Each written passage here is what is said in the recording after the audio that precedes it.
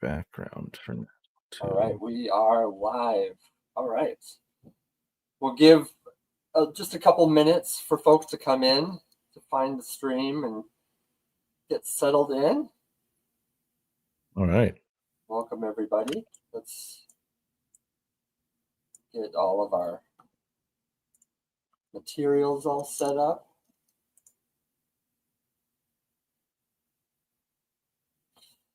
Hope everybody's doing well this Saturday morning.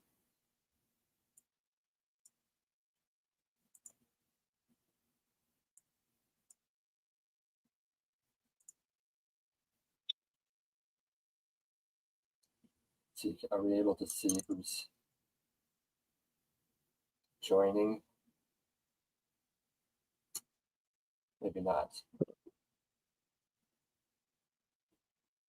Yeah, let's see the studio. Maybe not. And you know what? It doesn't matter because we can replay this later at any time. Yeah.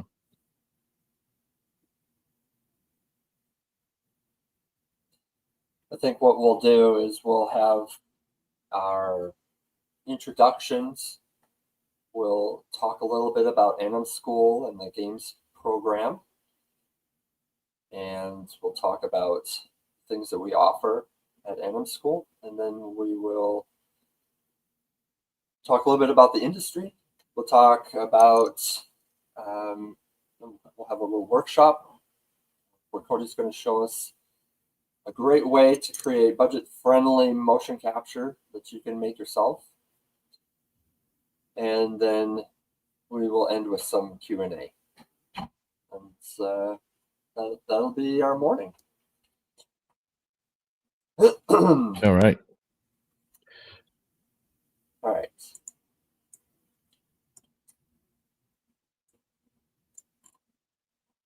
Oh, so we got at least 2 people in here so far.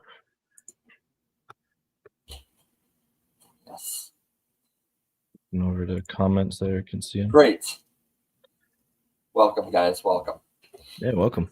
This is fun for us. I like having a little bit of a live back and forth here, and yeah, I'm really excited to have this opportunity to talk about Anim School and the games program that we offer. Hello, my name is Jarrod Showers. I'm the lead animator at Night Street Games, which I can officially talk about now since we just announced our game.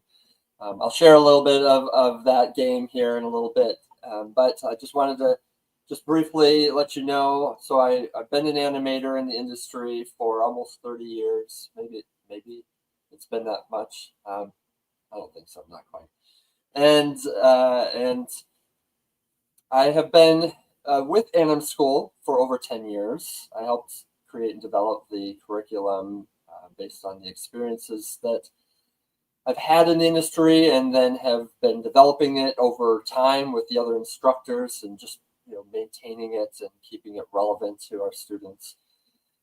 This industry, it changes so rapidly sometimes, and so we'll change up our curriculum to make sure that we give our students the very best.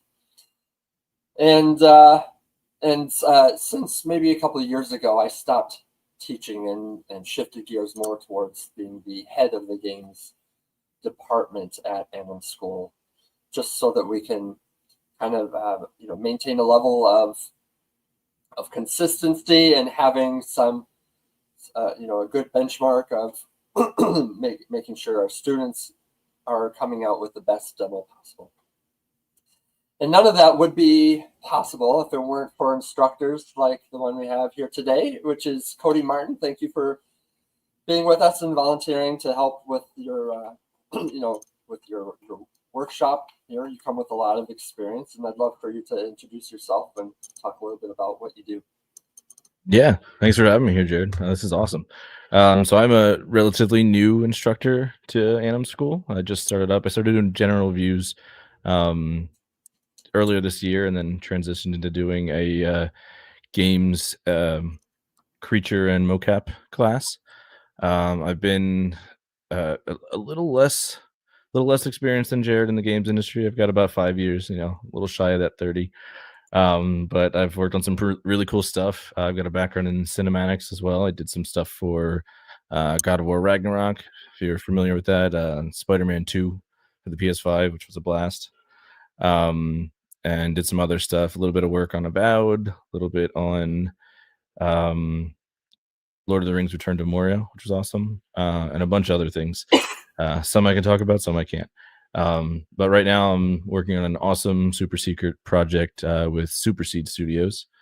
And yeah, doing gameplay animation for that and working on all kinds of fun secret creatures and beasties and whatnot.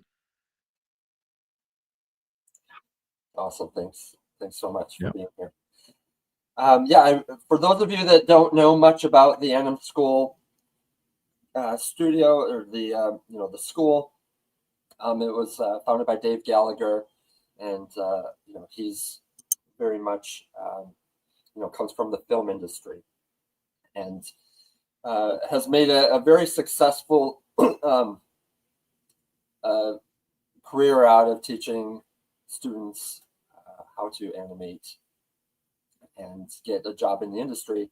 And it was about 10 years ago that or a little bit more, where he was saying, we need to really incorporate the video game industry. It's a very viable option for animators to, for students to make a career out of animation.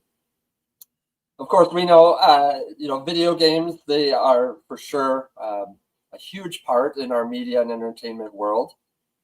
And I will share a quick slide here as I kind of figure out what we're talking about. Can you hear me? Okay. Yep, loud and clear.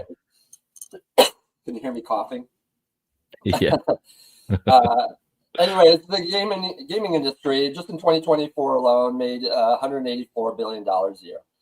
So it has not been in the best of light the past couple of years, especially since COVID, where we've been hearing a lot about layoffs and the unfortunate turn as a lot of studios are kind of reevaluating what they need to thrive and succeed. And really, I think I'd love to get your thoughts on this too, Cody, but I have noticed just a trend of indie games sort of rising to the top here, where the AAA maybe downsizing, and we see jobs going away in those sectors, but in the what I call the AA sector, where AA just means there's not as much money as AAA. Might be who knows what, thousands to millions. A lot of there's a lot more smaller studios that are coming up. We just had a game Gamescom just came up this past week, where there was just a lot of new games that were being announced, and there's certainly a lot of money still in the gaming industry. Yeah, I think some of the most fun I've had recently, just, I still, when I have time, play games with friends and stuff. Peak is a new smaller indie game that just came out. That was Yeah, just so much fun. It's silly, cartoony looking characters, but just an absolute blast.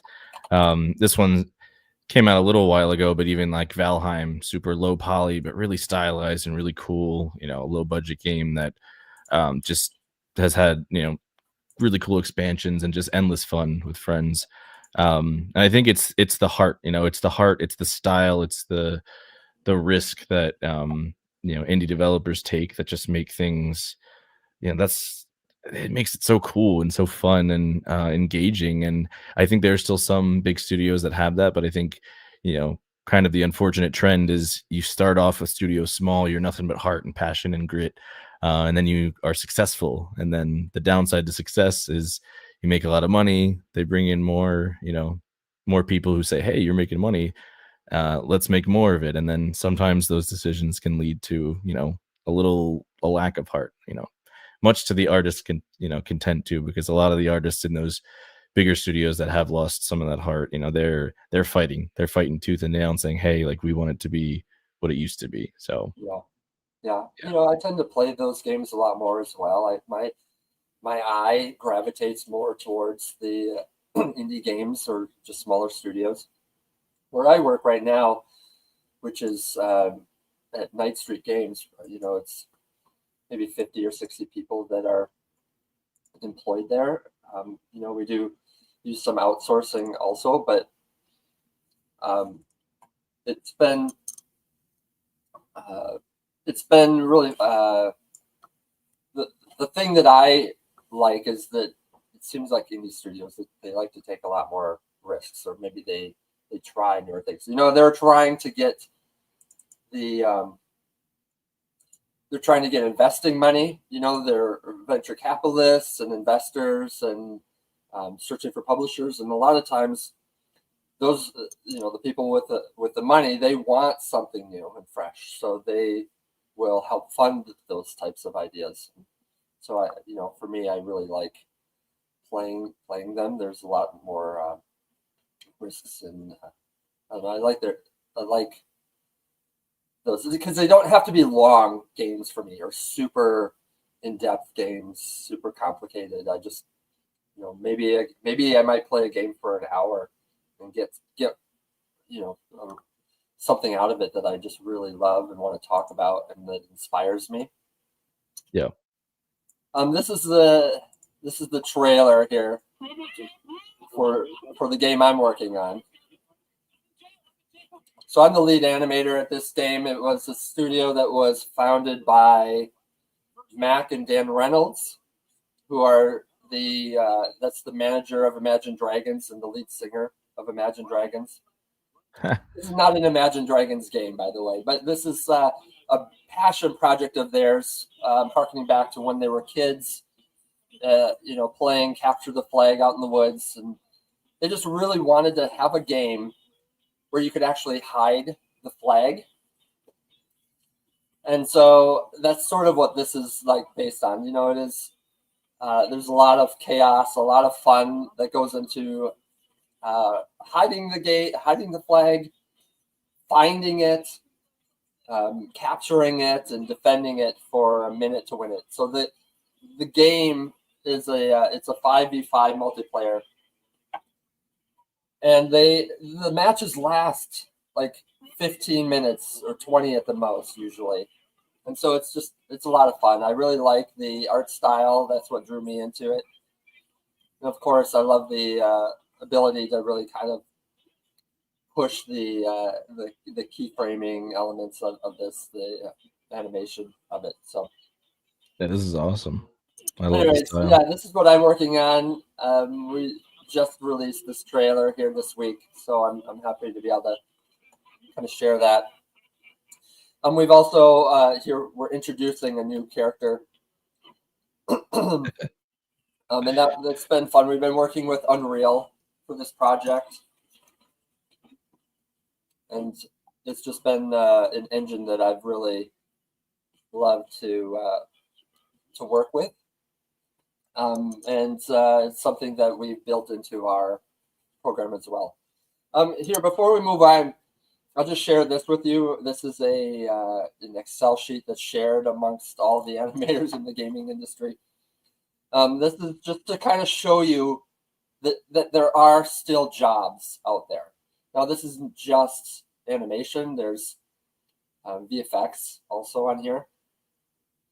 But there are quite a few out there, and I love that this is still being updated and maintained.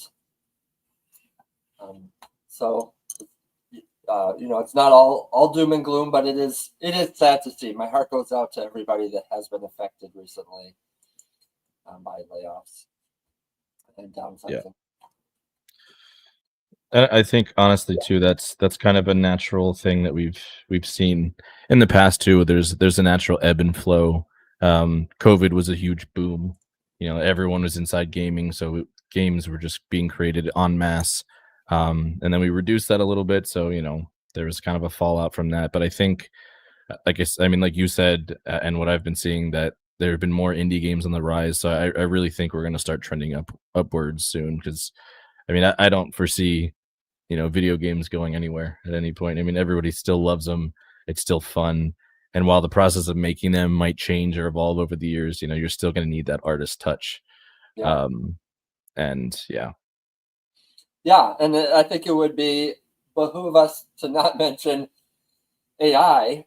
That's been certainly something that we've experienced the inception of, and just becoming so much mainstream now. And I have seen it in the same article as some of the studios that have been doing a lot of downsizing, like with Microsoft, for example, where they feel like they are saving jobs by, or they're eliminating jobs because of AI. And I think that when you read that, your initial thought is, what about my job?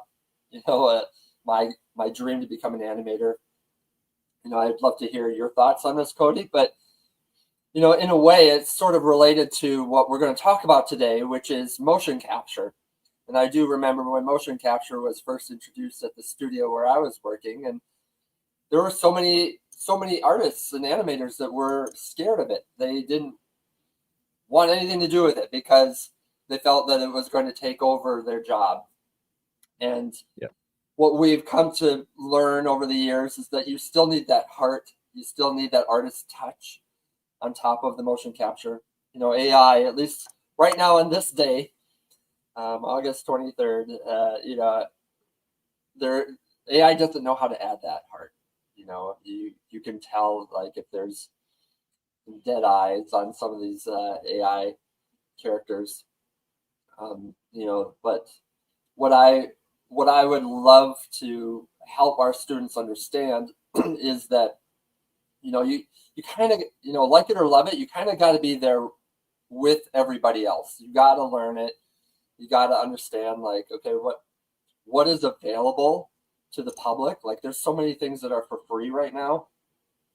Nothing really to keep anybody from understanding what AI can do, and then add your artist touch. And I think that artist touch is something that Anim School does really well with teaching. Is you have these professional animators that talk about what makes an animation stand out above the competition. Other animators that maybe don't add that touch to it. Do you have anything you want to add to that? Yeah. I mean, as someone who, when I was learning animation, I definitely considered myself a bit of a purist. And when I heard about mocap or getting into mocap, I was resistant at first. And I learned something though, and it's the same thing that I tell my students, uh, is that it really is one. It's just a tool, and this I'll go into it more with AI, but it's similar to AI, to where if it's used right, it's a tool to help you get to do more creative things.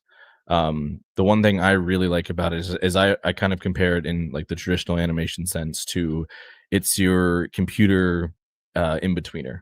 It adds in all these little tiny textures and details, little shakes and stuff that you could hand key, but take a lot of time to do. And honestly, now this is different from animator. Some people like the tiny little polishy things. I really like, my favorite part of animating is like blocking out and getting those really big actions. The larger than life things, pushing things, exaggerating things, and even the best motion capture in the world, like is the smoothest, the cleanest, is still just a human doing human things. It could be a really exceptional human, a fantastic actor. It's able to do all these really cool things, but it's still kind of locked in that realm of humanity where, an artist can then come in and take those details that make it feel alive, but then plus things and really bring, something fantastical to them, which to me is what always attracted me to animation in the first place, is the, outside of the realm of reality, the fantastic, the superheroes, the really cool, fun things. And I think that's something that you just can't get uh, with motion capture alone, with AI alone.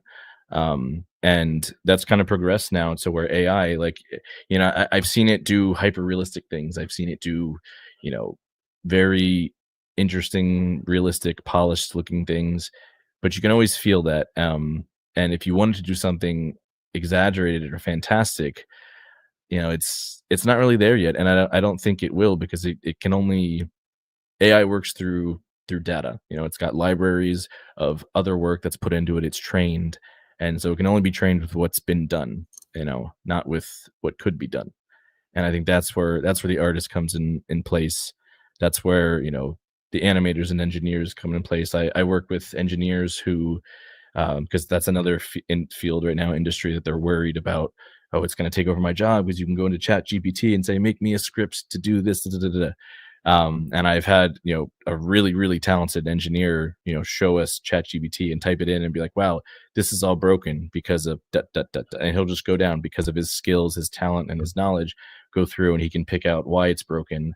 Then he can swap those parts out and fix it, and basically kind of just uses it as like an idea maker, and then he makes it on his own.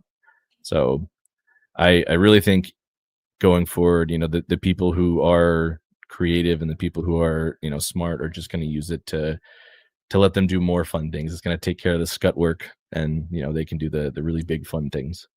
Yeah. Yeah. I agree.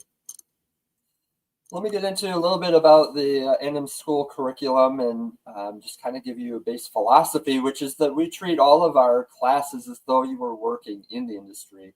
We want to really help students understand what that means, and treat it as though you were at a job. We have a lot. Excuse me. We got a lot of characters, a lot of character rigs here, and some of them are for our performance track. So the way that Anim School works is that you can start all the way at the beginning, where you know nothing about animation. You just want to do it, and you learn Intro to Maya. So that's the very first intro into the world of animation. And then from there, when you get to class 5, after you've learned more of a solid foundation of body mechanics, students can make the choice if they want to continue to do performance-driven things that might take you into the film industry, or if you want to continue on and learn about game animation. And there is a very distinct separation between the two, namely the engine. When you're working inside of an engine like Unreal, there is a lot that this is where you test things on. Your audience is the player. The player is making their experience happen, just as though you were in a movie theater watching a movie. That's how film animation makes its impression on you. With game animation, we want to teach our students how to be good game developers, how to be a player first. So when you're creating animations, you're going to be thinking about, well, as a player, how do I want to feel? And so if I, if I am this bounty hunter character here, you can give her any background you want. But if I'm this character and I want to be a bounty hunter that maybe lost her sister and she's looking for her, you might look at different parts of her body and be like, well, maybe she lost her eye in that battle where she lost her sister, and maybe she keeps a picture of her sister, on her belt, and and she's always kind of like holding it or protecting it. These are things that you can build into mannerisms that are in games. From the idle, everything starts with that idle pose and creating states of characters, and then you start to think about things in just technical terms. How do you go from one state to the other? What I mean by state is like maybe you're standing, maybe you're crouching. That's a different state. Maybe you're hurt. Maybe you're running. And, these are all just different ways to think about how you would string an animation along. Because in game animation, you're doing a lot of smaller animations that are sequenced together. This is our newest character, Calamity. We also have a character who we call Blade. These are our newest as of in the last year. And what we provide for our students is a game template, because we want our students to be thinking about how their animations can affect a game. And so we provide for them a template, and it's a very simple brawler style game. I call it Golden Egg. And this right here includes like a cinematic that you can watch, which was made in the cinematics class, our advanced game animation class. Then you come out, and then this character right here can be replaced by anyone. We have some at Anim School that we provide that I just shared, and then we also allow students to bring in their own as long as they are game ready, which means you have to have a skeleton hierarchy. So I won't play through the whole thing, but you'll see this is just what we call like a gray box level. It's just bare bones, and that's because we want the focus to really be on animation. But by the end of their class, we want students to be able to replace all of the animations in this project with their own. And sometimes students, depending on how much time they have available, sometimes they will take things a little bit further than what is in our normal scope of what we teach. It depends on your experience level, but we've had students that have added things like double jumps or attacks and synced animations and in-game cinematics and scripted events. These are all things that we want to be able to allow students the ability to scale what they get for their experience at Anim School. I have another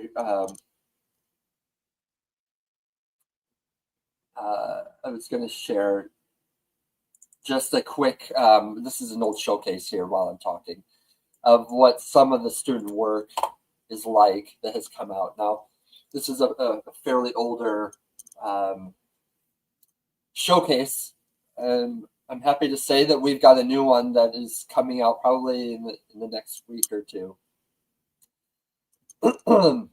But you can see here, we've got things like our attacks, and we've got deaths, and we've got idols and jumps. We spend the very first introduction to video games talking about player animations, because we really want to build that experience around that player-controlled character. Who is the main character of your game?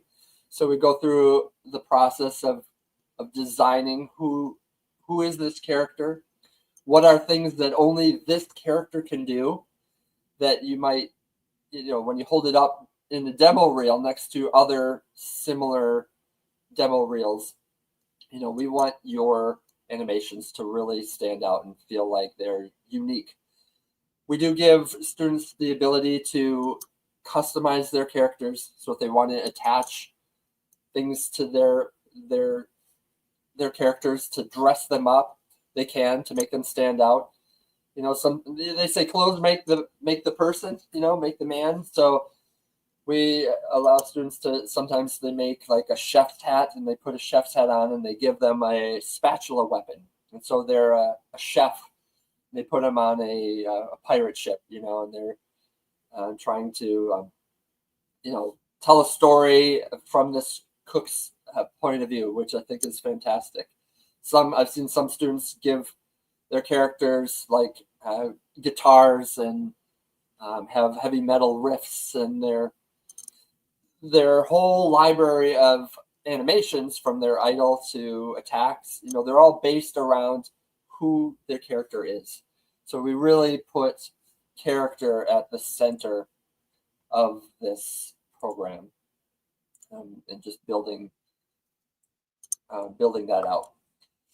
Here's a quick rundown of what you would do in our 11-week class for the introduction to video games. Again, this would be what we would consider class 5. You do not have to come in with any engine experience. You don't have to know what an engine is. You don't even have to really play games, really. We just hope that by the end you would love games.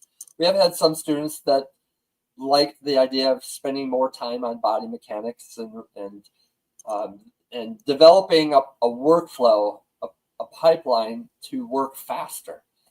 With games in the industry, you're working as a team. And a lot of times you have a lot of dependencies where somebody might need something from you very quickly. And so you need to learn how to sell your idea, work with big brush strokes, and pass something off just as an idea very quickly. And then you can come back and polish it when there are no more dependencies. And we've built that into our 11-week structure here by having an animation a week. So we go from like idles, we've got movements, which could be walk or run. We've got jumps.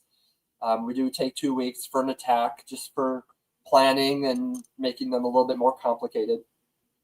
We have students that do a combo with that. And then we take 1 week just to create an enemy attack. It's always a nice breather in our curriculum to work on an enemy, something other than the player. But of course, the main thing is that you got to give the player feedback. That you got to know that when they're swinging their axe, that it's creating some kind of a reaction in the game, and has has feedback. Then we come back and we finish up with the death, and then I put first person shooter here, but really our week 9 and 10 are both spent polishing up all the work that they've done previously, and then getting their demo reel put together. So you do come out with the demo reel. And we do allow our instructors, of course, to come in with their own expertise and experience and talk to that. So, it's always nice when we can really hone in on what an instructor is really passionate about there. All right, that is our class 5, what we would call that. And then after that, you'd move into what has now been renamed to our video game creatures and motion capture. And this is what Cody is instructing on right now. We do mirror the kind of the base level structure with the intro class, because we want everything to go into the engine and be tested by the engine. And we also want to develop characters in sort of a similar way, so that students at least have some familiarity with how fast things are moving. So a lot of we kind of focus on quadrupeds for the first 5 weeks, doing idles and movements and walk. We have a griffin character that you do a flight cycle with. Then we have a week of polish. And then for the remaining time, we talk about motion capture. Now, this might be something in the future where we break off into its own class, but we really feel that motion capture is a part of this industry, and is important to learn, whether that is your desire or not to use it. It's always important to know what the trends are, and really to make you as employable as possible. And I will let Cody talk more about that in a little bit here, as he's still going to be up next talking about motion capture. And then finally, our class 7, we call the advanced game animation course, and with a focus on cinematics and demo reel and polish.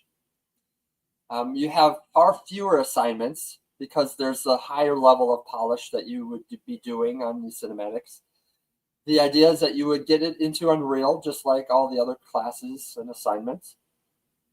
And you'd be using things like the sequencer, where you could essentially use your animations as like a video editing software, and setting up lights and working with cameras. Really, that's a very helpful thing to have, because in the industry, I see game animation subsets where an animator might specialize on game animation, which is all the gameplay work, or There's also a subset for weapons animations where you see like first-person games like Doom. And we also have in a subset of animations like cinematics and narrative animators. They're also a big part of specializing. But we want our students to be as generalized as possible. I also want to just kind of briefly talk about some of the things that make Anim School a little bit different than others. We do try to put a heavy focus on soft skills, not just the expertise and skillfulness of moving keys around and working in the engine and animating, but we also want to develop communication skills. And we do that by setting up a Discord group. Maybe some of you that are have gone to Anim School or are in Anim School now, we have a Discord channel. And we really encourage our students to ask for feedback, give feedback, and then talk about something game related, because there's always something happening in the industry, something that is just kind of changing the trends. And it's always good to be up on that. Just to, you don't want to have to necessarily recreate the wheel. You want to know what's already been done before, and try to maintain that level of employability and just knowing what is selling and what people are hyped about right now. So part of that also is this, we will give mock interviews. We want that experience that students get to be also the exercise in giving interviews. How do you give a good interview? How do you learn how to be honest about yourself? I'd say that that's probably the biggest thing as someone that has given interviews before, is I want to know who's easy to talk to, who's excited about the job, and who's got a good idea of who they are. The good and the bad. I think I want to see honesty and genuineness in people. I think some people think that, to be a good interviewer, you got to learn to say what the other wants to hear. But that's not really the case at all. You can really see through that pretty quickly. Do you want to add anything else, Cody, before we kind of move on? Yeah, I think just that last part about the interviews and stuff too. I think one of the biggest things that I've seen too is that's beneficial at a studio is someone who is willing to look silly in front of other people. A lot of times you're coming up with these crazy zany ideas, and if you're too afraid that someone might think it's dumb or you'll look bad, then you'll sit there quietly, and you might be a nice person, you might be really talented, but if you don't show that, if you don't say, hey, like, here's a risk, I have this crazy idea for someone to go blah, blah, blah, blah, whatever, yeah, you're kind of hurting yourself if you're not just willing to take a deep breath and be silly in front of people, be yourself, and show that you have something unique to bring to the table. Yeah. Well, as we kind of wrap up the informational part of what is Anim School, what do we provide, I want to let you all know that I would love to have a Q&A at the end if anybody wants to stick around for that. We do also provide a special code for those that are interested in learning about the games program. Actually, I'll just give it to you now. So anyone that wants to sign up for the games program in 2025, anytime in 2025, if you type in the word Silk Song into your code promo section, you'll get $80 off. So I thought I'd mention that. Silk Song, of course, if you don't know, is this pretty amazing, much anticipated game, a sequel to a game called Hollow Knight that is going to be coming out in just, I guess, a week and a half or so. It's they finally, after many years of working on it, announced that they're coming out very quickly, very soon. When we almost thought all hope was lost, they're coming out. So I appreciate the code there, Silk Song. If you put that in, you'll get 80 bucks off. I also see welcome to some of our previous students. Very excited to have them. You know, if they're around still by the end, I'd love to see if they're open to just coming on and maybe sharing their own experiences or where they're at right now. Otherwise, I would like to hand that over to Cody now if you want to talk about motion capture. Yeah, absolutely. All right. So just a few things here. I'm gonna go over a process, how we kind of go through, not every way, but just one way of how we go through motion capture. At least my own experience and how I use it. I'm gonna kind of introduce a tool. Yeah, it's called Move.ai, which is an incredible piece of software.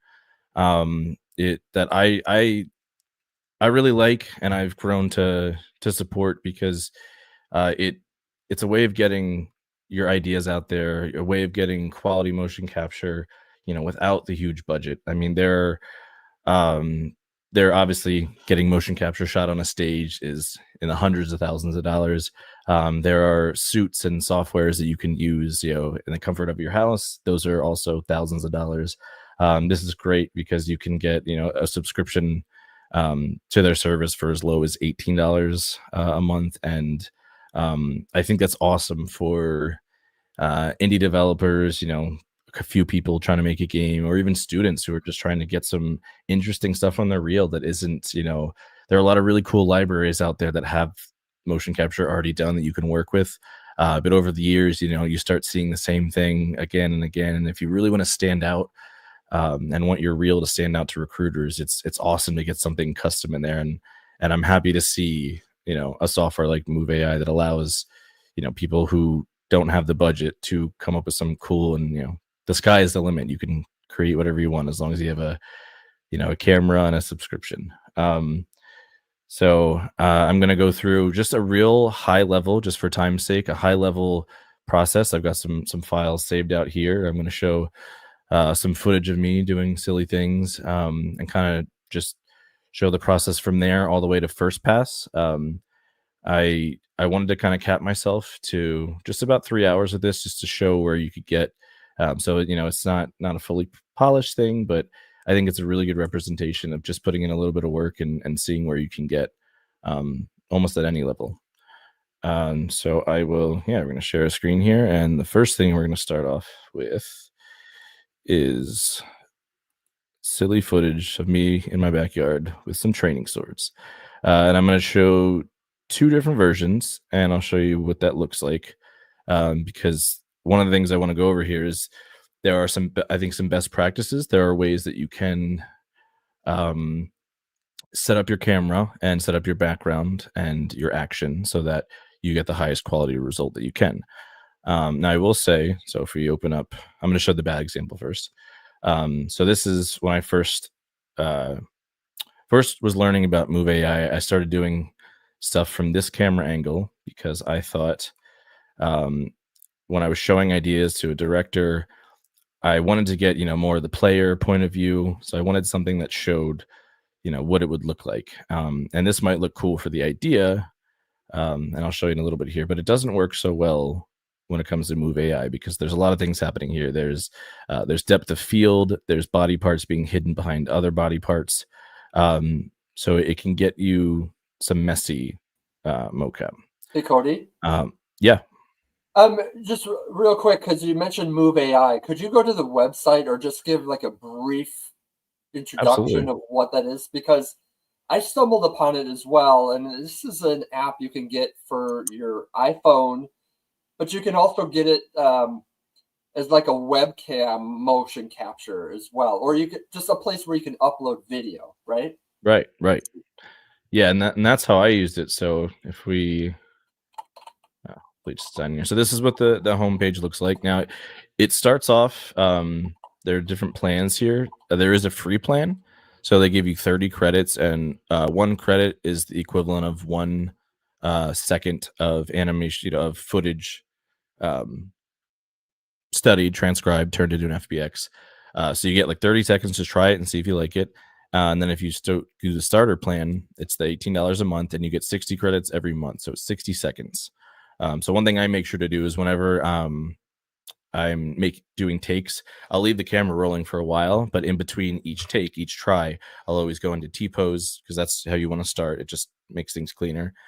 So that way, when I find a take that I like, I can just trim that. I honestly just trim it on my phone. I'll record it. I just move the sliders in, save it as a new clip, and that's what I upload. And uploading is really simple. You just click on this button here from the website, and you choose the file that you want to choose, which I have these two already in there, and then it'll upload it to your gallery. And it usually takes, I would say, like about 5 minutes or so. And then you'll have to refresh the website to see it. It'll just show processing for a while. But if we look at, I believe this one was the bad example. If we look at the data, now there's a couple things happening with this. So we can do output preview. We can see a little 3D there. We can also click on 3D. And this actually allows us to move around and see this little FBX character in 3D space. So one thing I want to point out, we'll go back to the regular view here. I'll kind of make this bigger here. As you can see right there in particular, there's a lot of noise. If we do the 3D version of it, which I unfortunately can't zoom in on, but don't worry, I have these in Maya so we can get a better view. But there's a lot of noise, particularly in the feet and the legs, and then the back arm is kind of wobbling all over the place. So it's not very clear and clean. But if we go back to this one, so what's different about this footage, and I will actually bring it up here just so it's bigger, are a couple of things. One, I've changed the angle this way to the wider angle. Two, I'm still standing in T-pose, but as I get into the character ready position, I'm now changing to a profile. So this doesn't sell how it looks to the player as well, but it gives a much more clear example of your limbs, where they all are, and it makes the AI engine read it a lot cleaner. So when we have something like that, we can check our output preview. And can I ask a question too? Absolutely. Move AI also allows for a dual camera. Yes. Have you ever used that? So that's the pro version. Okay. I have not used that yet. I've not used it either. So yeah. It supports up to, I think, like 10 cameras or something crazy. Okay. So you can make like a full 360 with multiple characters in the scene. It looks incredible. I haven't found a use case to use it yet. But I'm really interested in that. Actually, if we go back to there, this is. I mean, you could certainly use it. You can get at least one piece of motion capture for free from it without paying anything. So this is it right here. Okay. Move Pro. That's pretty amazing. Do you have that many cameras set up in your basement or outside even? Like, you're not really confined to anywhere, really. Yeah. You can be rock climbing and do a video. And the cool thing too is it can be, obviously the higher fidelity the camera, I think the better quality you get, but it can really be any camera. You could have a bunch of old iPhones you set up on tripods. You could have GoPros you set up everywhere, and it'll still give you, much higher quality than you'd normally be able to get at, again, a much cheaper price. No, we're not sponsored by Move AI, but it's certainly something that has been just fans. It has caught my eye. Yeah, there's a couple different AI/mocap sites that are out there. Cool. Thanks for sharing. Yeah. So with that, actually, I should go back to the website here. So once you're in here, go back to sign in. Once it's uploaded and processed, go back to the gallery. All you have to do is click on, so it has all these different outputs. You can have USDZ, there's a Blender file, USDC, motion data, and then what I like to use is FBX, just because it's the most universal. So you click on that, you download it, which I've already done here. Now, these FBX files, when they come out, they don't have any sort of control rig associated with them. So there's many different ways of getting FBX data onto a custom rig. I'm going to do a brief overview here of how I did it and how I teach my students to do it using just software that's built into Maya. So we'll be using Human IK. So if we're actually going to open a new version of Maya here. Got quite a few of them open. And I'm just going to show a high level overview just real quick. I saved a lot of these files out in chunks so I can kind of talk about what I did and then fast forward through the process. So we're not sitting here for, the real time 3 hours that it took me to work on this. All right. Yeah, man. Yeah, Maya. I mean, anyone who animates knows Maya can be slow sometimes. So this should be a common feeling right now. Yeah, and from what I've noticed, there is a program, Motion Builder, which is one that it's an Autodesk software, and that is specifically for editing motion capture. But what I like about Maya is that they've incorporated a lot of those tool sets into Maya. Yeah. This idea of animating on top of a key on every frame. I think that there are a lot of students that are a little scared about motion capture, mainly because there are keys on every frame. So I think as you go through this process, maybe talk about how you kind of ease into that, or how you can wrangle those key frames. Yeah, that's the one thing I really like about Human IK is it really is simple. It all seems super complicated at first, but when you break it down, it's actually really simple. So right here, this is when you open up the FBX from move.ai, this is what you're given. So you have this cool little proxy geo here that you can use to kind of preview it. And here's like a real-time version of our data. We've got our root here so that respects game rigging stuff. Got our bones in there. Now, what I like to do with this is usually just hide this geo once I've looked at it and decided that it's going to work for me. And if you hit this little icon up here, so this is built into Maya by default. It's called Human IK. And we can open up this Create Character Definition tab, and you'll see this cool little cutout of a person and their skeleton.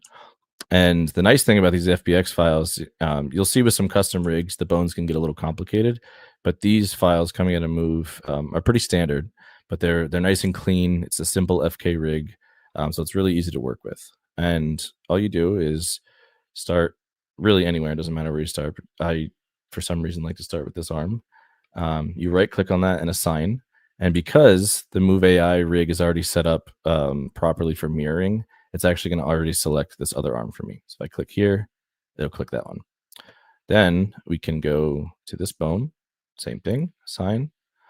And now you could just click on the hand here, but sometimes there are bones that like overlay each other. So what I like to do is go to my outliner. I'll just hit F and just double check. Okay, cool. That's clicking the hand.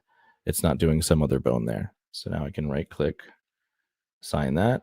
Now you might see this yellow. Now what that means is that this T-pose isn't perfectly aligned. It's not perfectly parallel. But that's okay. This actually happens to me at least 50% of the time. And it usually doesn't cause any issues. If there's any major issues, this will turn red. And then, that's when you have to worry about it. You can also go through, because Move AI has finger data, and you can go through here and do each individual bone. You go through and we have our neck bone here. That's under here. So you assign that there. And this one would be our head. So we assign that here. And then same thing with the spine. This first little bit here, this is going to be like your cog control. That'll go to the hips. Then the next spine up is going to be this major spine icon here. And then any other spines, depending on your character, might have custom bones. You just do this drop down and add each one in order to this spine section. And then you can go through and do the feet. Some bones, some feet are set up. This one is just a single foot. Some of them have that toe roll or the toe bend, and if that's the case, you can you would select the next one down and do toe base. If it has individual toe controls, you can also add those. So it's very, very high fidelity. And once you go through all that, you would just lock it, save it, and you create a control rig out of it, which I already have done. So we can kind of speed through that. Now, as you do that, somebody's asking the question: can Move AI make face capture? I have not used it for that. I didn't see anything on their website for that quite yet. But I know there are other softwares out there. I won't speak to them now, but I know I've seen other softwares being used that you can take same thing, take an iPhone, record your face, and have that put onto like a meta rig. Yeah, I have done that. It's an app on my iPhone called FaceCap that I really like. You can do like up to 10 seconds for free, something like that. I think they work off of credits also, but even and they do exactly the same thing. They will put it on like a generic face and then give you that as part of like an FBX. And then some rigs in out there will accept it automatically. Otherwise, you can retarget just like you're doing here, with a little bit of constraints. Yeah, there's a lot of cool stuff out there to get motion capture done cheaply, which I really like. And so once you're done doing all those bones, what you'll get is a control rig here, which allows you to just move things around. It doesn't really mean much for the FBX file, like the data that we're importing, other than this control rig will line up with a custom rig that we create with our character. But yeah, the control rig is nice because it's both FK and IK, so you can really get a lot of versatility out of it. And you can also do things like if this was our custom rig and not our data, you're able to bake it to the skeleton, and then you can bring it back to the control rig and make adjustments. And it's similar to working with the animation layers in Maya, so it's really, really versatile there. So once you get your data to this point, and the cool thing is you only have to do this once. So this was done. All the Move.ai FBXs are exported with the same skeleton hierarchy. So we can next time we're in here, we bring in another one. As long as you saved out this control rig, you'll be able to click. Yeah, it's not going to let me because I already have this here, but maybe it will. Yeah, it's gonna but you click this open thing and it'll save. There's a directory in Maya that saves your definitions. So you just name it, move.ai, HIK, or whatever you want, and you'll be able to put that onto any data you get from there. And then what you would do is here we'll show our cool character here for a second here, Blade. You want to reference in whatever rig you want to use. So add a reference here, and do Blade. And so this is another. So there's two rigs here. We have Blade's rig and then Blade mocap rig, which I had made. So I won't go into a lot of detail with this because you need like a full kind of tutorial to go through this exactly. But I'll just give the high level here. You bring in your custom rig. It can be whatever rig you want. And basically you go through and first select the bones and do the same thing we did there. So you'll do the create character definition, and you'll go through their bones, which if they're hidden, sometimes they like to be hidden. You just have to go to display, show selection. And if you want to look at that, I like to use left alt 2 and 1 to toggle off geo and NURBS curves. And then we can just see our skeleton here, which obviously is much more complicated. And that's the point of Human IK, is taking complicated rigs and allowing them to work with the simplified motion capture rigs. So you go through the same thing, like I said, create character definition. And I won't do that now because there's a lot more bones here, but you go through, select everything, get them all lined up, make sure he's in, everything should be in FK, even the legs, because motion capture data is only done in FK. So make sure that's set into there. Also, you want to make sure that he's in T-pose. So you'll raise this up and try to get it, as close to parallel as you can. And then once you have the definition, what you'll do is create a custom rig mapping. And then that basically opens up. Yeah, it's going to require skeleton definition, which I believe I can just bring in. Yeah, select one bone. Select your skeleton.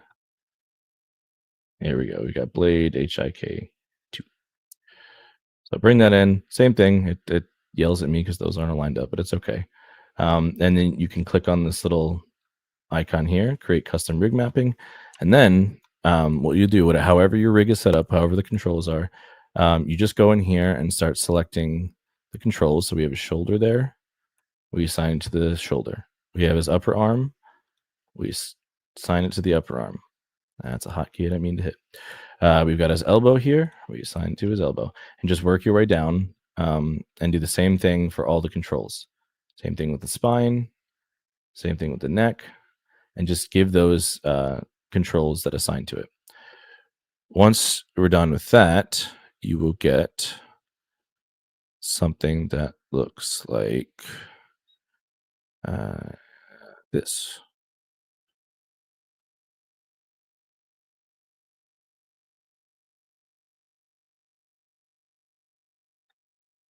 This character is a little heavy, so the loading times are a little higher, but don't worry. I have all the other steps pre-opened. It's just this beginning part.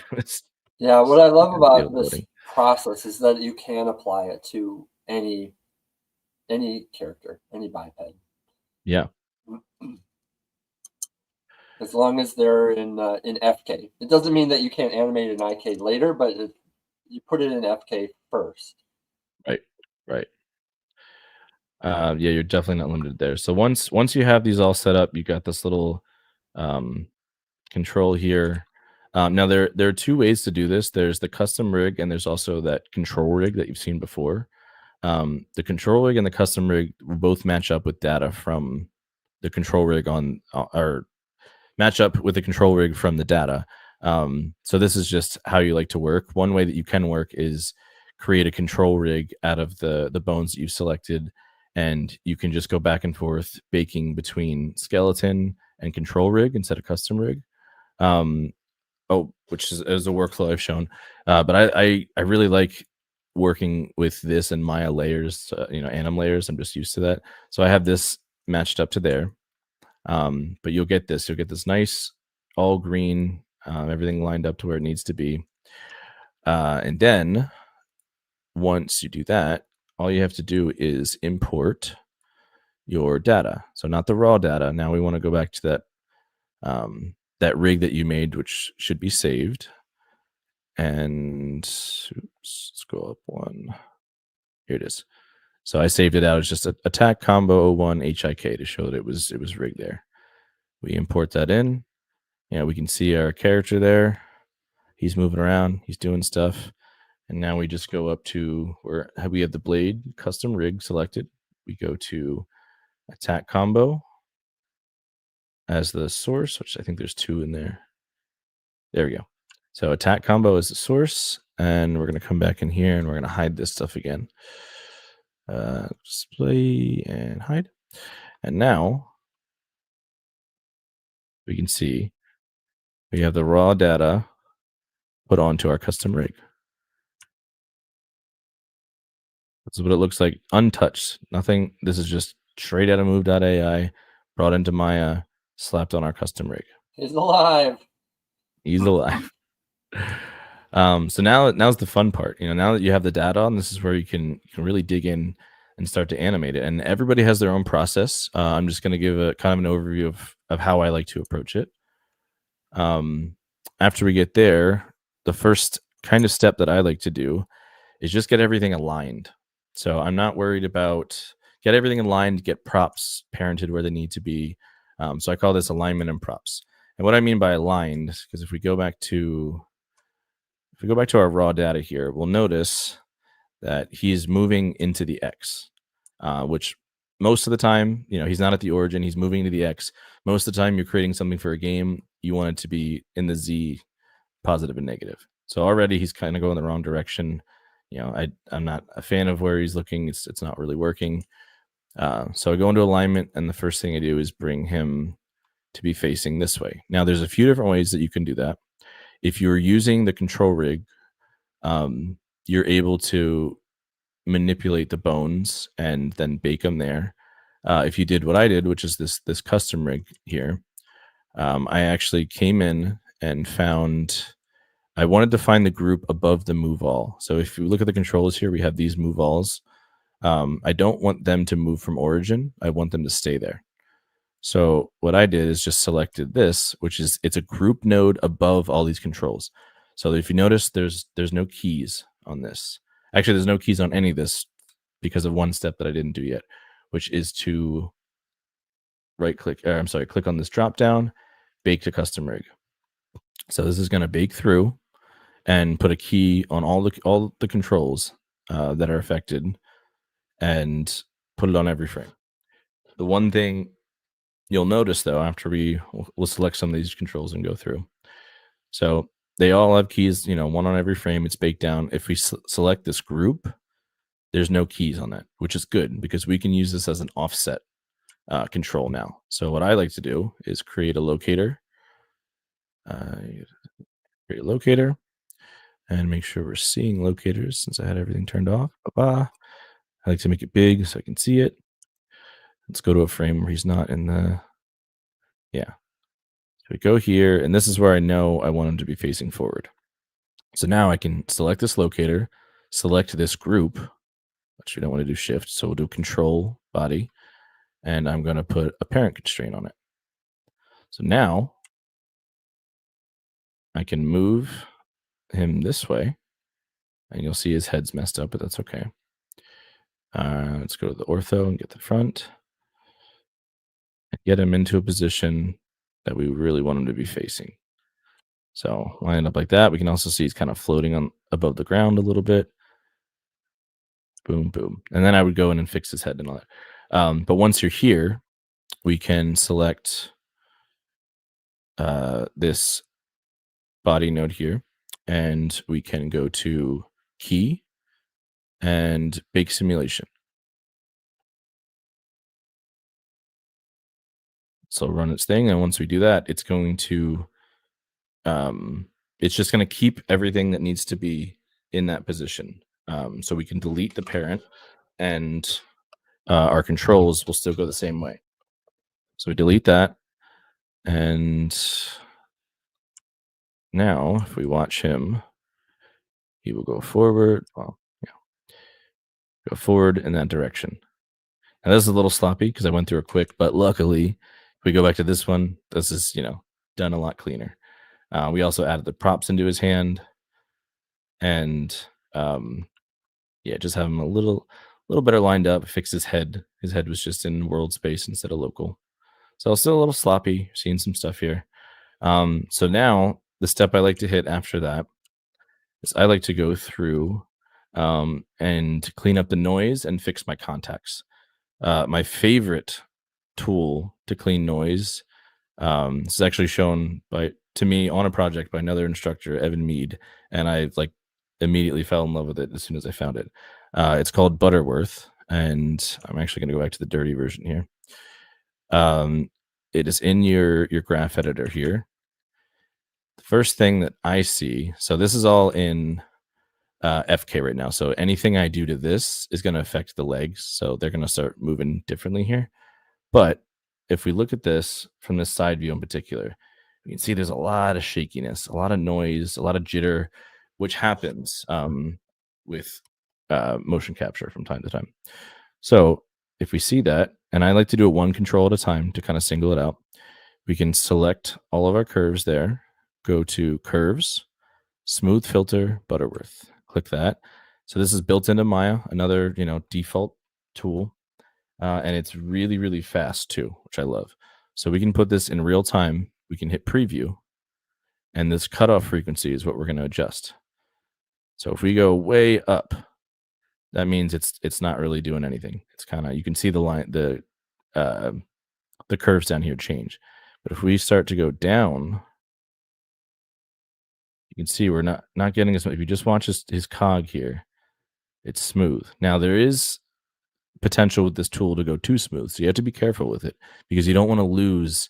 You know, there's some jitter, some dirt is actually good for mocap. It adds this cool, you know, the realistic effect that you're getting from mocap. So you don't want to go too far with it.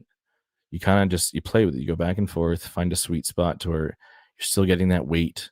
You're still getting some of the jarring movements, but just not a lot of the noise. And then you can also just toggle it on. So there we can see super shaky again. Put it back on, and it just smooths things down. Now it's not fixing all the problems. What I like to do is just go through and get the data as clean as I can, and then I start using Maya layers and fixing other things that really can't be fixed on the data. So we'll cancel this and go back and to our, is it number 3? Yeah. So I did a couple of things here. One, I went through with Butterworth and made sure we were getting nice, no jitter, nice smooth contacts and all that. I also changed my FK legs to IK, which was done using the Anim School picker, and has these awesome little FK to IK matching buttons, which is so cool. So it doesn't matter where this is. Like for instance, if I click on the FK control here and I bring it way up here. Now, if I just switch to FK, hold on, I didn't like that. Don't crash, Maya, don't crash. Let's have this playing. Let's stop that.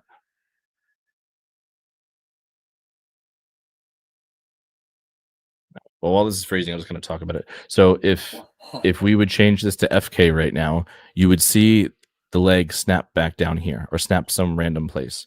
But with this awesome Anim School FK to IK and IK to FK tool, it'll match that exact position and switch it there and key it for you.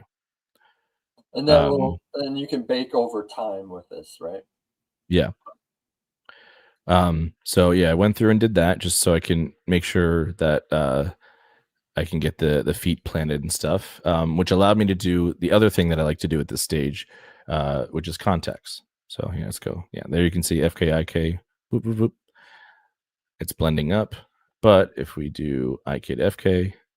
Yeah, I don't think this script works with any rig, but I have seen other scripts, and in fact, we give one to all of our students at Anim School. It's called Reparent Pro, and that one you can select any three joints or controllers that are an IK, and it will bake them into FK. So it's not a unique thing to Anim School. You can certainly find these scripts out there, Yeah. but I do like that nowadays there's not that worried feeling of like, should I be an FK? Should I be an IK? Like you can have it both ways, just doing a little bit of baking and animation layers. Yeah. I totally messed this up. It's not letting me undo it. Yeah, so at this stage too, just so I can determine the noise, I like to go through, and I'm not worried about the pose at this point. I just want to get, a lot of times what you'll get with motion capture data is the foot will kind of roll because the actor's foot or the tracker in his foot doesn't line up with the mesh. So you get this really like mushy, not very stable look. So I like to just work on my contacts, and they won't be perfect, but you know, you'll see this is spinning here. And that's because the foot actually does this rotation and there's some more complicated stuff going on. But at this point, I just wanted it to not be floating. Boom. So that one steps. Again, there's some like spinning that the character does on the toe there, but that's going to be changed, you know, and polished later. But just kind of getting those plants down. Also getting the props in their hand properly, so he's actually gripping it there. And then once I get to that point, I like to go to timing. So once everything is down, because I don't want to, I want to get that stuff stable, and then I can kind of mess with the timing.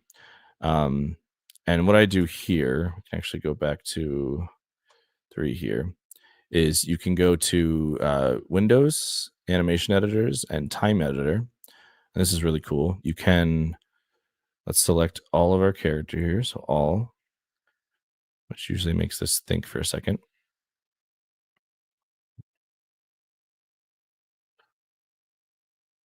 I think Maya is mad that I have 6 different instances of it while streaming and while having video up. Anyway, so you'll get this once you have all your controls selected. You can go to, I believe it's clip, and it's create clip from, or it's this little button here. Yeah, create clip from selection. So you create it. Animated. Oh yeah, okay. So I should mention this first. I had some layers here, and I did that. You need to bake all these down first, which I did in my other one. But basically, once you do that, you'll come up with, you know what? Why don't I just bake this down? Do the selection again.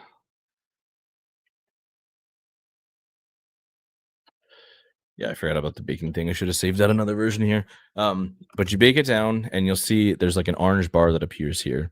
And then in your graph editor, you'll see one curve. It's a purple curve that is just a straight line from end to end. And this is similar. If you've ever used After Effects and done the retiming tool there, is you place keys where you want the time to stay, and then you can move it closer or further away to make it faster or slower. Yeah, sort of like a So lattice, right? A little bit. yeah, sort of. Yeah, it's something I've always done in, even with my reference. I learned that actually from Yeah. Jason Chum. He did a video of it. He's the owner of Super Seed, and he did a video where he would just retime his footage in After Effects. And I started doing that, and it was really cool because you could show, it's a nice way to show your reference to a director or to a lead, but actually have that gaming feel, so they can get a feel for the rough timing and posing of it. Yeah, what I usually do is very like it is that I will take my video reference into Maya, and then I will create a timeline, like a linear timeline of my image plane. And then when I hit a key, like a golden pose moment, I will set a keyframe so that I know that those frames are what I want to keep. Yep. And then from there, I will just adjust timing, making things happen faster. Because, in games, you often want to time up that reaction to the button press. You're thinking much faster than what we see in the game sometimes. And so, one big difference with games is that you have to you do have to make that anticipation much shorter, and then you might build that timing or that weight back in afterwards. Yeah, if there's any current students or any students out there who show up to my general reviews, I think that they will tell you that is the thing I say the most. I kind of sound like a broken record with notes on that. Is, when you're play blasting and you're testing out something that's from the player, you need that responsiveness. I was like, I tell them to open up their whatever video player they're using. Most of them use spacebar, to play or stop. I'm like, put it in the beginning and pretend you're playing a game and hit that spacebar. And if you feel any lag or any, it doesn't happen instantly, I'm like, the player's going to feel that and they're going to be upset with that. Yeah, Um, I like so that. most common thing I say is use the one frame anticipation. Instead of doing that, oh, it's eases out and eases into the anticipation and then slash. I'm like, nope. I'm like, take all these frames. It's usually like anywhere from 7 to 12 frames, and I'm like, delete them. And the first time any student hears it, they're like, what? No, I need to have. I'm like, trust me, just delete it. Do one frame anticipation, and then boom. Like, you really just want to get in there, so Yeah, they'll feel that anticipation, but they won't see it. It's just yeah. a quick thing. And your mind has already created that anticipation. You've already thought, I need to hit at this specific moment. So your mind sort of fills in that space between seeing them in their idle pose to getting to that attack frame. of course, you can build in a little bit more of an overshoot and more weight afterwards. You can add more timing back in, but it's just connecting when you think you want to do something to when you see it on the screen, that you really got to make that window much less. Exactly. Yeah, games it's a whole different beast. That's why like animation is animation, but coming into games, it's responsiveness and how things feel. It's like a whole different ball game. So like I remember switching from cinematics to gameplay just a few years ago, and that was like that was the first hurdle I had to hit. Actually, one of my leads on a project, his name was Brandon Sestari, and he's gonna laugh when he sees this, but yeah, he hammered that note onto me so many times until I finally got it. Which is just like, hey man, responsiveness, responsiveness, and once it clicked, I'm like, I get it now. Okay, cool. I think that's also part of the beauty of where the artist steps in and you don't let mocap tell you what to do. Or AI, AI and mocap are kind of in the same category. You can't Yep. just use mocap straight out of the box because it just looks dog slow, like you're trying to swing or whatever. I should know I performed some of the motion capture that's provided for the mocap class, and Yeah. and I'm a middle-aged man trying to do vaulting, and it's not something you want to keep the time for. So you use it as inspiration. You pull out the parts that you like, Yeah, and and then there's yeah, things like weight too. Usually yeah, people who are doing motion capture shoots, they're fit, they're in a lot of shape, but let's say they're doing motion capture for a big, large, enormous character that's holding maybe a giant axe, and really this person's skinny and holding a foam sword. You have to now have an artist incorporate that. They have to understand, okay, what makes this heavy? And they've got to make it heavy and slow it down. And what yeah. makes this axe heavy? The axe is no longer being up here wiggling around. It's down low and it's moving slow and it's dragging and overlapping. There's a lot, yeah, that needs to be changed, which is a perfect segue into this, which is this retiming. So, once we have this in here, we are able to we should be able to. This opened automatically for me before. Is it the clip? No. I remember what it is. Okay, so you click on your clip here. Right click, I believe it is. No, retime. Click on your clip, retime, create time warp, and that gives you this nice purple clean line that I was talking about. So if you don't know how to use these, this is the entire length of it. And anytime you put a key here, so put a key. I like to put one at the end because this end frame, this is where I want it to end. And if I move this, if I move it this way, now the animation goes faster in between and it ends here. So the cool thing about this is there are moments in here where you can, like, for instance, there's that anticipation we were talking about. This is really slow, wind up, when really we kind of just want it to be here right away. So we can put a key in here. We can grab this, shift it all down to here. So now that anticipation's quicker, but what's happening now that's slow? That attack moving really slow. So we get to the end of that, we'll put another key in. We want that attack to be really fast. So we're going to soup that up. Too fast there, but now we play that and we have, there we go. It's something responsive, it's quicker, and you can play around and adjust with this. I like to, as I'm moving things around, it gets a little bunched up, either use the auto or the linear just to make, so you don't overshoot and cause like weird jitters.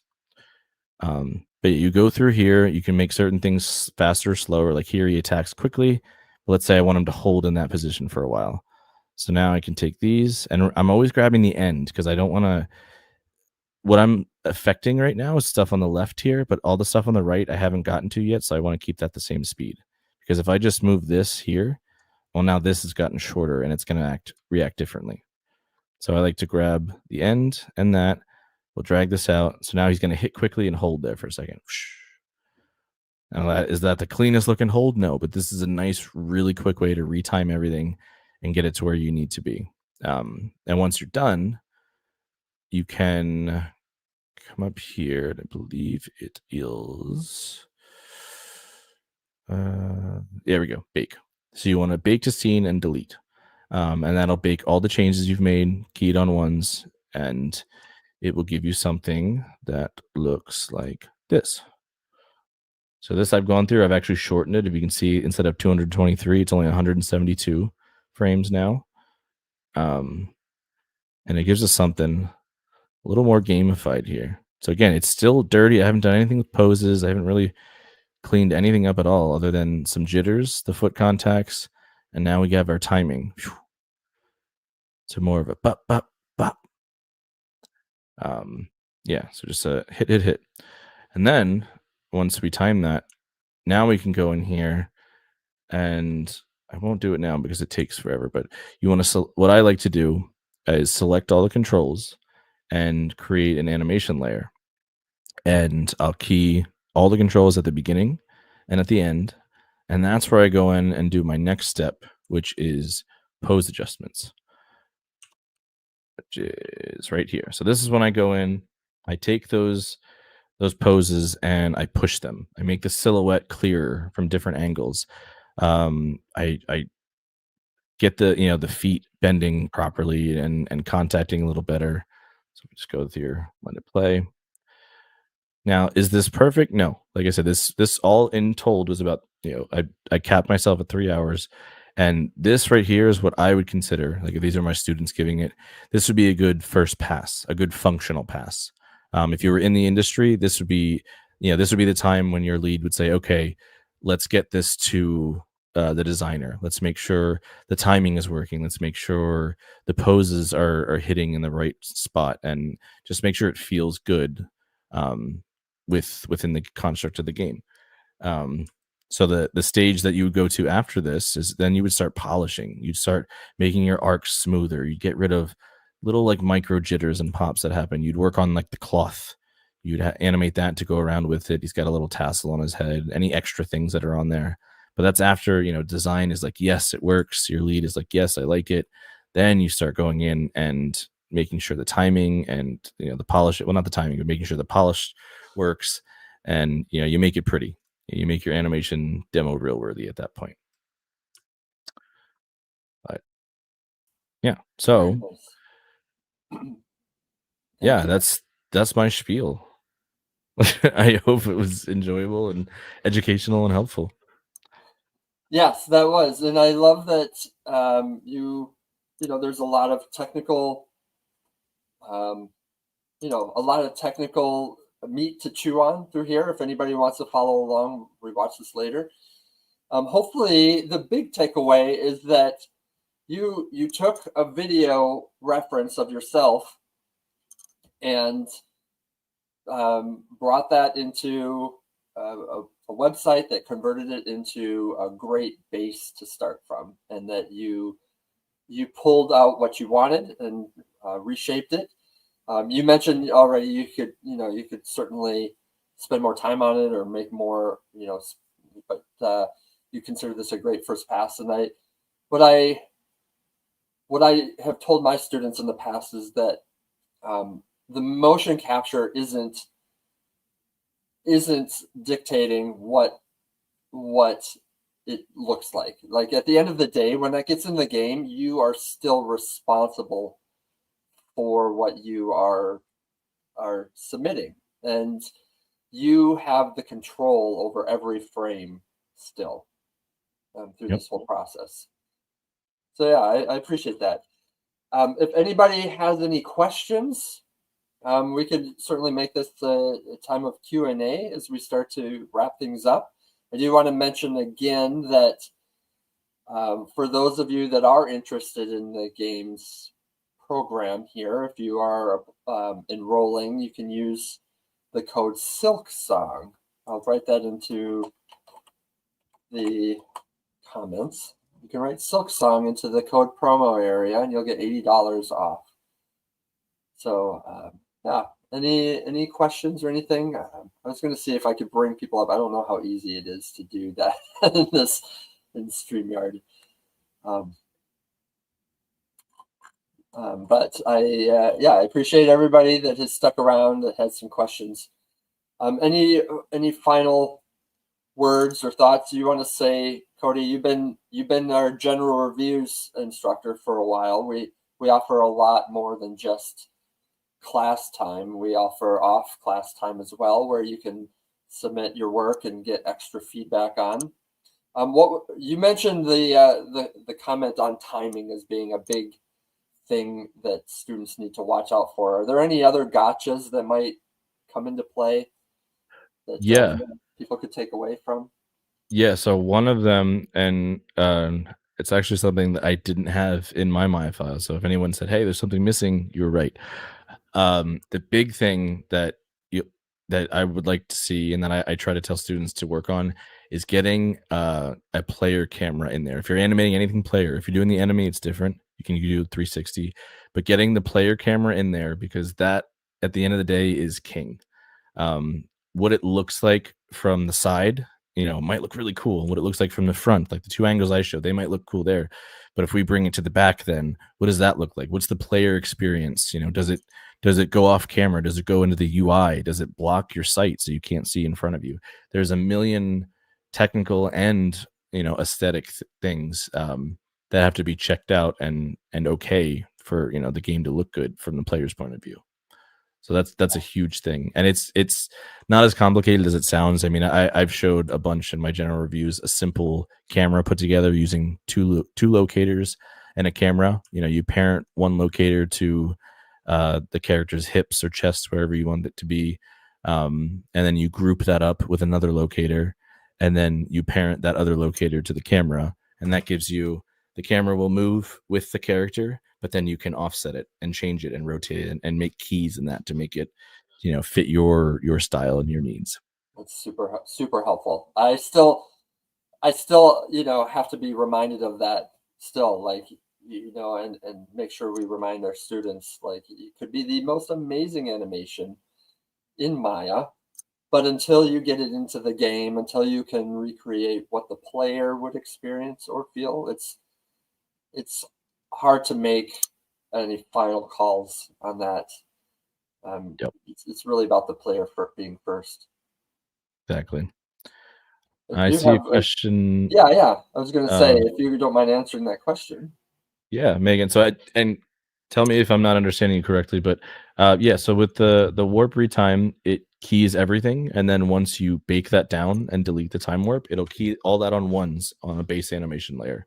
So at that point, you really, whether you work with animation layers or not is up to you. That's a workflow thing. I honestly don't know how I would live without animation layers, so that's just how I prefer to work. It's how I like to work.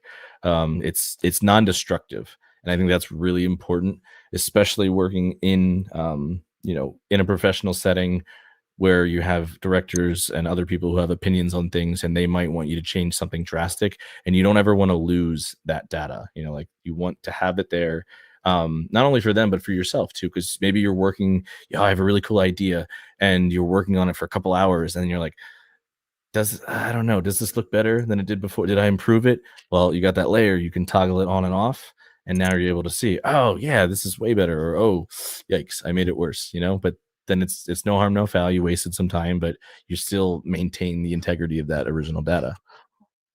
Yeah, If that was helpful. yeah, That and answer. I like that you use the term non-destructive. That for those of you that may not be familiar with that term, destructive is obviously blowing away keys, deleting keyframes, data that could be useful. Non-destructive is you're keeping it, but you're manipulating it in a way where you have control, but you can always go back. There's the idea of the animation layers. You can set them also as being additive, which is an offset from what is below the layer. You think of layers as like almost like Photoshop layers, where you're adding on top of it.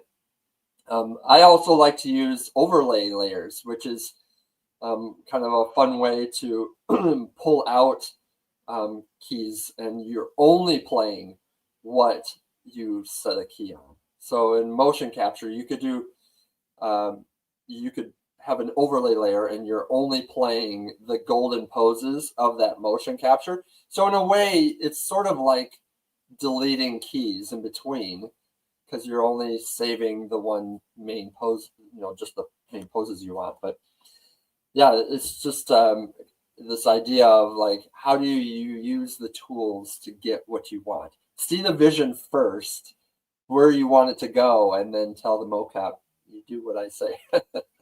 Exactly. Yeah, sometimes the mocap is stubborn, and you have to kind of wrestle it into submission. Yeah, yeah, yeah. There's lots of little tools like, I know that sometimes you run into Euler issues, gimbal lock, and you can run filters that can unwrap some of that. And Gimbal lock. We implement complex creature motion using this. Creatures are a whole different beast.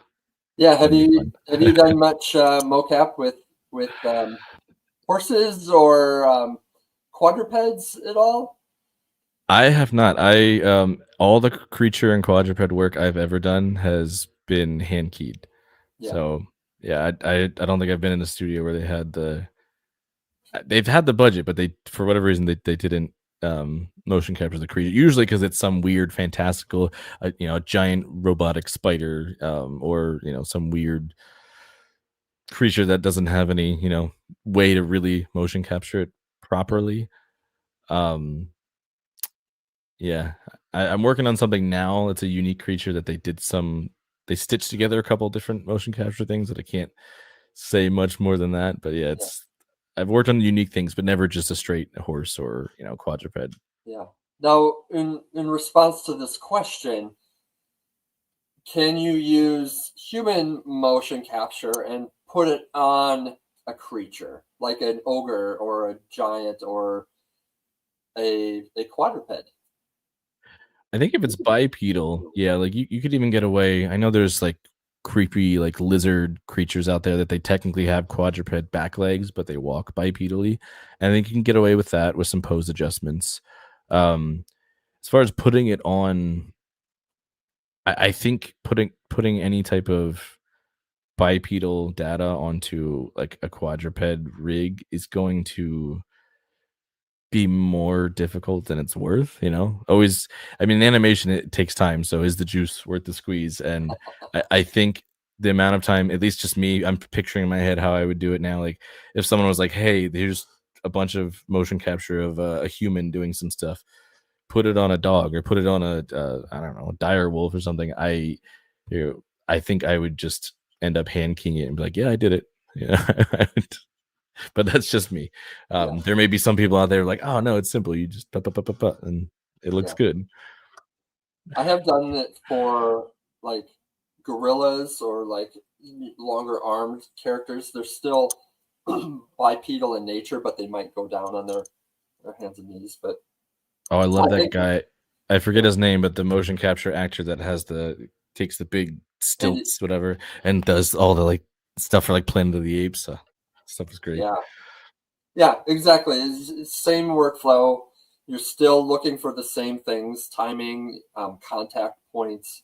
Instead of having IK feet, you're also having IK arms when they're walking on their legs. You're just treating it like feet. And what would you say would be the most difficult thing of a student might encounter going from a class like the intro class where they're doing bipedal work and then moving into a creature, a quadruped? I think just getting over the initial complexity hump of going from, because it's funny. It's very in the first class, I kind of show people that it's like two humans. I have this silly little drawing of like a centaur, but in the back is a guy like crossing his arm and stuff. So it's like two people working together, just as far as the motion goes and the up and down positions and all that. But in between that, the mechanics of the legs and how the feet move and how things roll are it's very unique not only to quadrupeds but also per each creature. If you've got a horse, they move their feet in a certain way, and then you have like big cats, which they do more of like they kind of roll their paw like this and step in a certain way. And then you have dogs, which again they do a whole different thing. So I think it's just overwhelming at first, but once you really get into it and kind of break it down and understand it a little more and try and like simplify it in your brain, I think they get it. Um I like to think that my students are, have a better understanding of quadrupeds since they started the class. I hope so. If not, tell Yeah. me. Give me feedback, please. We have somebody saying, what's the future with AI as we're evolving? We kind of touched on that a little bit when at the beginning, but I will mention this because I have worked at a studio that used Cascador before, and the idea of Cascador is that it's a physics based animation software, so it's not just for motion capture. You could set up keys, and you're just kind of creating some basic poses, and then you can let Cascador essentially figure out what the physics would be. If there's weight associated with different parts of the body, and you've got speed with those parts, how do you get that balance to work with this character? So it's almost like it's like a tutor, if you will. Like, you do your homework and then you have a tutor look over it and be like, well, if I were you, I'd probably push the hips this way or that way. So it's sort of, maybe training wheels is a better term. But with this one, this is kind of brand new also, is they're taking that same engine and applying it to motion capture, where you could block out something relatively quickly. This is its own thing, though. I haven't tried it much on my own. I think there is a demo for it, but I think the idea is that it can take video like what you've done and shown, and then fill in the blanks. Like, I think that's where the AI comes into play, is that there's going to be a lot more filling in the blanks, kind of the thing that, like, a straight up 2D video, they don't have that depth. But the AI knows, oh, I can tell that there's like a box in the foreground, or it can kind of figure out, like, with hips, when you're leaning this way, your hips, they got to go the other way to kind of make sure you stay aligned, in balance. I think that that's where AI comes in, and it's just an extra little help to give you cleaner data in the end to work with. Yep. Even if you had the cleanest data possible, you're still going to want to edit it and add that creative, juice on top of it. Yeah. And that's why AI. I know it's a scary time in the industry. Some people are scared. At least at this moment, August 23rd, 2025. It doesn't scare me because, like you said, even the most pristine, like even if we didn't have to align, even if we didn't have to fix contacts or jitter, like if we had absolutely pristine motion capture data, it's still going to be even. It's still going to be, lower energy, and it's still going to need to be pushed and retimed.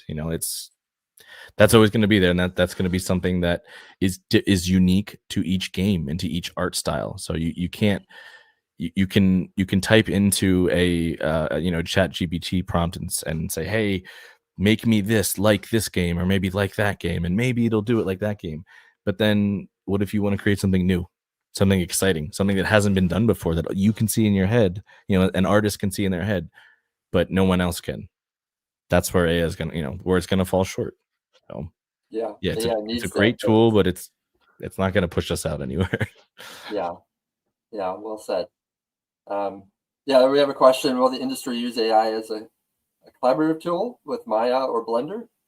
I, I think that could happen. I'm already seeing plugins for Unreal, even for, you type in a prompt and say, I need a hat, and it'll just make a hat for you, or whatever. Like, I think it is collaborative.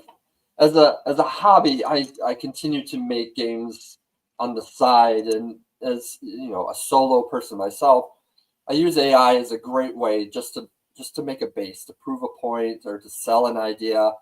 Not, not prove a point, but I'm trying to sell an idea, that I see in my head, and I don't have the time um, to really go through, like, the modeling process, or the rigging process.